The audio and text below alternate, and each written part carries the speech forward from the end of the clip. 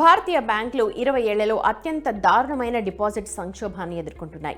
2023-24 ఆర్థిక సంవత్సరంలో డిపాజిట్లను ఆకర్షించడానికి బ్యాంకులు కష్టపడాల్సి వచ్చింది. ఈ కాలంలో క్రెడిట్ వృద్ధి బలపడినప్పటికీ బ్యాంకులు డిపాజిట్ సంక్షోభాన్ని అంచనా వేయొచ్చు.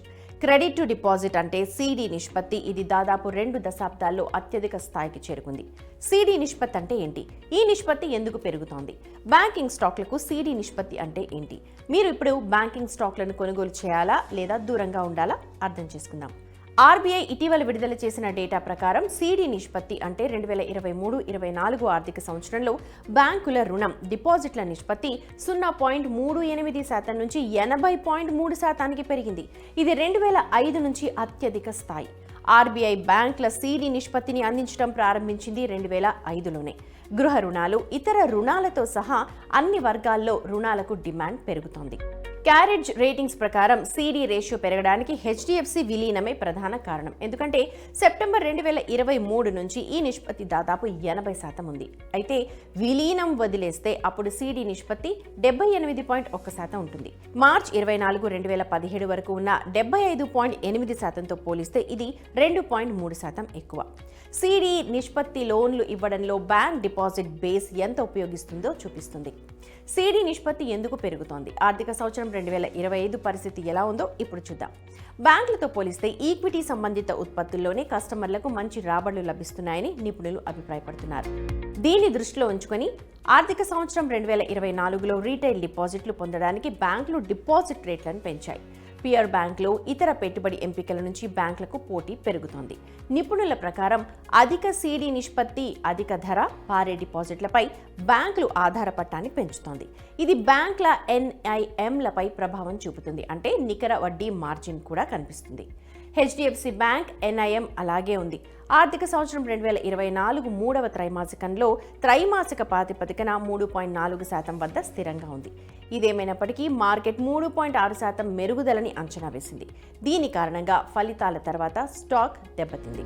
Rating agency Care Edge CD నిష్పత్తి ఆర్థిక సంవత్సరం 2025లో కూడా 81% కంటే ఎక్కువగానే ఉంటుందని అభిప్రాయపడింది. ఎందుకంటే క్రెడిట్ వృద్ధి కొంత మందగించినప్పటికీ డిపాజిట్ వృద్ధి కంటే ఇది ఎక్కువగా ఉంటుంది. ఇప్పుడు మనం కూడా క్రెడిట్ వృద్ధి పరిస్థితిని అర్థం చేసుకుందాం. మార్చ్ 22తో ముగిసిన పక్షంలో క్రెడిట్ ఆఫ్ టేక్ సంవత్సరానికి 20.2% పెరిగింది. ఇందులో హెచ్డిఎఫ్సి బ్యాంక్తో హెచ్డిఎఫ్సి విలీనం ప్రభావం కూడా ఉంది. గత 12 నెలల్లో క్రెడిట్ ఆఫ్ టేక్ 27.6 లక్షల కోట్లు పెరిగి 164.3కి చేరుకుంది. 1,00,000 కోట్ల రుణాల వృద్ధికి ప్రధాన కారణం వ్యక్తిగత రుణాలు. వీటికి డిమాండ్ బలంగా ఉంది. వ్యక్తిగత రుణాల వృద్ధి కారణంగా మధ్యకాలిక అంచనాలు బలంగా ఉన్నాయని కేఎడ్జ్ రేటింగ్స్ అభిప్రాయపడింది. ఆర్థిక సంవత్సరం 2025 చివరి నాటికి 14 నుంచి 14.5%. అయితే అధిక వడ్డీ రేట్లు, అనిశ్చితి విషయంలో జాగ్రత్తగా ఉండాల్సిన అవసరం ఉందని రేటింగ్ ఏజెన్సీ తెలుపుతోంది. ఇక ఇప్పుడు డిపాజిట్ వృద్ధి పరిస్థితి ఏంటో తెలుసుకుందాం. డిపాజిట్ల వృద్ధిలో మెరుగుదల సంకేతాలు కనిపిస్తున్నప్పటికీ క్రెడిట్ వృద్ధి మాత్రం పోల్చితే ఎక్కువగానే ఉంది. ఆర్థిక సంవత్సరం 2024లో హెచ్డిఎఫ్సి బ్యాంక్తో హెచ్డిఎఫ్సి విలీన ప్రభావంతో సహా బ్యాంక్ డిపాజిట్లు సంవత్సరానికి 13.5% పెరిగాయి. విలీనం ప్రభావం మినహా డిపాజిట్ వృద్ధి సంవత్సరానికి 12.9%. గత 12 నెలల్లో డిపాజిట్లలో 24.3 లక్షల కోట్ల వృద్ధి నమోదైంది. అంటే రుణం తీసుకోవడం కంటే నెమ్మదిగా ఉంది. ఆర్థిక సంవత్సరం 2025లో డిపాజిట్ వృద్ధి 13 నుంచి 13.5%గా ఉంటుందని రేటింగ్ ఏజెన్సీ అంచనా వేసింది. ఇక ఇప్పుడు అత్యంత ముఖ్యమైన క్వశ్చన్, పెరుగుతోన్న సిడి నిష్పత్తిని దృష్టిలో పెట్టుకుని బ్యాంకింగ్ స్టాక్లలో ఒక వ్యూహాన్ని ఎలా రూపొందించాలి? పెరుగుతోన్న సిడి రేషియో బ్యాంకింగ్ రంగానికి ఆందోళన కలిగిస్తోందని స్టాక్ మార్కెట్ నిపుణుడు అంబరీష్ బలిగా అభిప్రాయపడ్డారు. ఎందుకంటే పొదుపు చేసేవారు ఇప్పుడు పెట్టుబడిదారులుగా మారుతున్నారు. అదే సమయంలో భారతీయ కుటుంబాల బాధ్యతలు పెరుగుతున్నాయి. దాని కారణంగా వారు పొదుపు ఖర్చు నుంచి అరువు ఖర్చుకి మారుతున్నారు. దీంతో బ్యాంకులు ఖర్చులు పెరగొచ్చు, మార్జిన్లపై ఒత్తిడి వచ్చే అవకాశం ఉంది. కానీ కొన్ని బ్యాంకులు మెరుగైన స్థితిలోనే ఉన్నాయి. ప్రైవేట్ బ్యాంకుల్లో హెచ్డిఎఫ్సి స్వల్పకాలిక లక్ష్యం 1,750 రూపాయలతో కొనుగోలు చేయండి. ఇక దీర్ఘకాలిక లక్ష్యం 2,050 రూపాయలు.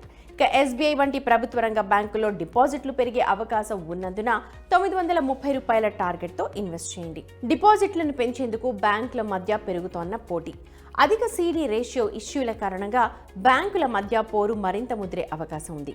ఇలాంటి సిచ్యువేషన్లో వాల్యుయేషన్ లేదా బుక్ చేయడానికి ధరను చూసి ఎంచుకున్న ప్రైవేట్, పబ్లిక్ బ్యాంక్ స్టాక్లను ఎంచుకోవచ్చు. ఎన్పిఏ పరిస్థితిని, ఎన్ఐఎం ట్రెండ్ని పరిశీలించిన తర్వాతే పెట్టుబడిపై బ్యాంకులు నిర్ణయం తీసుకోవాలి.